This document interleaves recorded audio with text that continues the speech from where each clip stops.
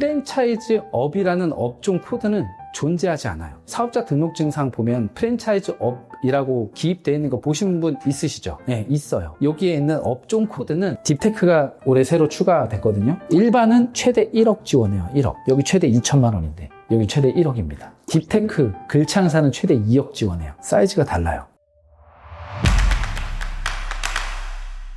제가 현직에서 심사를 하고 있거든요. 그러면 무엇을 보느냐, 옛날에는 사업계획이 얼마나 구체적인 실현 가능하냐, 지금도 봅니다 그건. 근데 요즘에 AI가 쓰니까 기가 막히게 나와요. 그럼 뭘로 보느냐, 정책 우선도 평가라는 얘기는 중진공에서 하는 말이고, 실제로 우리가 평가를 할 때 기업의 현재랑 미래를 평가를 합니다. 기업의 현재 가치랑 미래 가치를 합산하면 밸류에이션이 됩니다. 우리가 사업하는 이유는 뭐예요? 기업 가치 극대화해서 엑시트를 하기 위해서, 내가 기업을 성장시켜서 가업을 물려주기 위해서. 청산이죠, 청산. 물려줄 사람 없고 내 회사 가치가 없어서 판매도 안 되면 결국에 문 닫아야 되잖아요. 세 개 중에 하나 해야 돼요. 근데 기업 가치가 극대화돼서 우리 회사가 1억 원짜리인데 5천만 원에 팔게요 하면 막 줄 서겠죠. 기업 가치 극대화가 진짜 의미 있어요. 우리는 기업 가치를 극대화하기 위해서 하는데, 그럼 기업 가치 평가를 어떻게 하느냐? 정량 평가, 정성 평가 두 개 하겠죠. 현재 가치든 미래 가치든. 정량 평가는 측정 가능한 데이터들로 해요. 정성 평가는 측정하긴 애매하지만 평가할 수 있는 것들로 해요. 현재 가치는 여기 공통점 보이세요? 다 과거의 데이터들이에요. 과거의 데이터들로 현재를 평가합니다. 이게 현재 가치 평가라는 거야. 그럼 미래 가치는 뭘로 평가하느냐? 미래 데이터로 평가를 하고 싶어요. 삼성전자가 HBM 고대역폭 메모리 반도체 개발을 한 20년 전부터 했어요. 그 성과가 안 나. 개발에 자꾸 실패해. 삼성 대표이사가 개발비를 조금씩 줄여요. 개발비가 줄이면 어떻게 되겠어요? 사람을 내보내야겠죠. 삼성에서 연구원인데 퇴사했어. 매력적이지 않나요?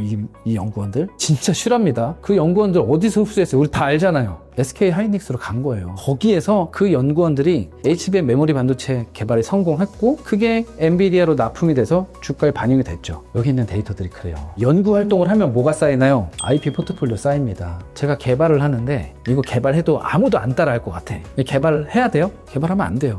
근데 내가 뭔가 개발했는데 이 기술만 있으면 원가 낮출 수 있어. 생산량 폭발적으로 증가해. 고객들이 다 좋아해. 그러면 다 따라하고 싶어지겠죠. 내가 가진 기술이 자체적으로 진입장벽을 갖고 있으면 특화할 필요 없어요. 근데 이 시장에서 있는 사람들이 이거 나도 좀 할 수 있을 것 같은데 약간의 시행착오만 겪으면 이 기술 개발할 수 있어. 그러면 당연히 보호를 받아야죠. 그게 IP예요, IP. 제가 이거 디자인권 가지고 있다고 했죠. 저 특허도 조만간에 될 거고, 디자인권도 갖고 있고, 빌드업이라는 상표권도 있어요. 제 비즈니스를 보호하기 위해서 IP 포트폴리오를 구성하고 있습니다. 빌드업이라는 상표권 있고, 디자인권 있고, 물론 디자인권 더 만들어야 되는데 게을러서 못하고 있는 것도 있어요. 하지만 제 비즈니스를 보호하기 위해서 저는 다양한 포트폴리오를 구성하고 있습니다. 저부터도 하고 있단 말이에요. 대표님들 하셔야 돼요. 이거는요, 누가 뭐 카더라 이런 거에 휘둘리지 마시고, 내가 무언가를 개발해, 내 서비스를 고도화하고 나만의 제품을 만들고 누가 못 따라하게 하고 싶어. 그러면 당연히 지금 단계에서는 매력이 없어 보일 수 있는데 우리가 터트렸어요, 뭔가를. 그럼 그때 시작하실 거예요? 늦었다니까요. IP 포트폴리오 구성하셔야 되고요. 연구소 설립하셔야 됩니다. 연구소 없으면 연구 개발비 계산 안 됩니다. 인정 안 해줘요. 법에 있어요. 자, 그래서 연구개발비, 매출액 대비 연구비가 얼마야? 그게 경상개발 비율이에요. 우리 전체 인력 대비 연구 인력이 몇 명이나 있지? 굉장히 중요합니다. 그리고 그 연구 인력들이 가지고 있는 경력, 전공, 혁신기술 융합 여부. 쿠팡 무슨 회사예요? 물류회사입니까? 쿠팡의 본질은 IT 회사예요. 그럼 IT로만 이루어져 있습니까? 아니에요.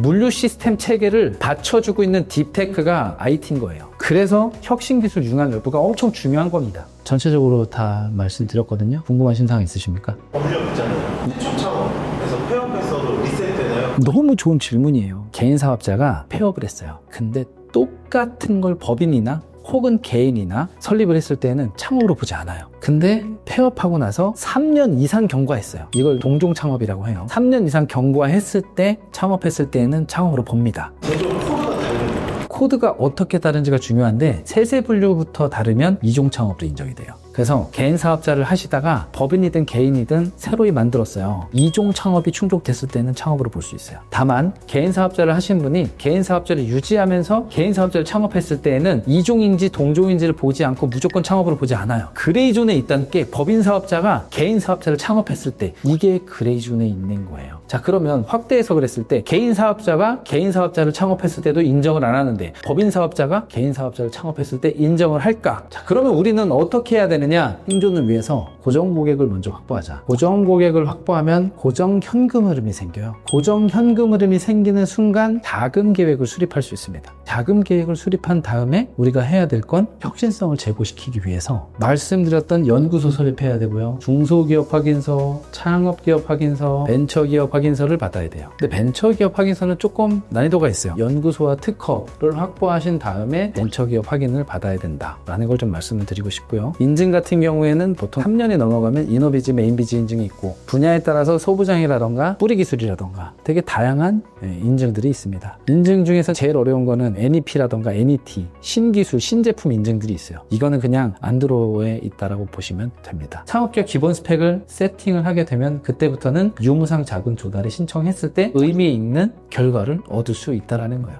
실제로 이렇게 하셔야 돼요. 이런 활동들을 하시다 보면 매출 확보되죠. 고용이 창출됩니다. 이 KPI가 충족되는 순간 지원 사업의 선정 확률이 올라가는 거예요. 아까 우리 대표님이 되게 일찍 오셔가지고 그런 얘기를 했어요. 이거 뭐 1년 정도 매달려서 신청을 해봤는데 떨어져요. 그래서 여기에 몰입하는 것보다 실전 사업에 집중하는 게 더 좋을 거라 판단했습니다.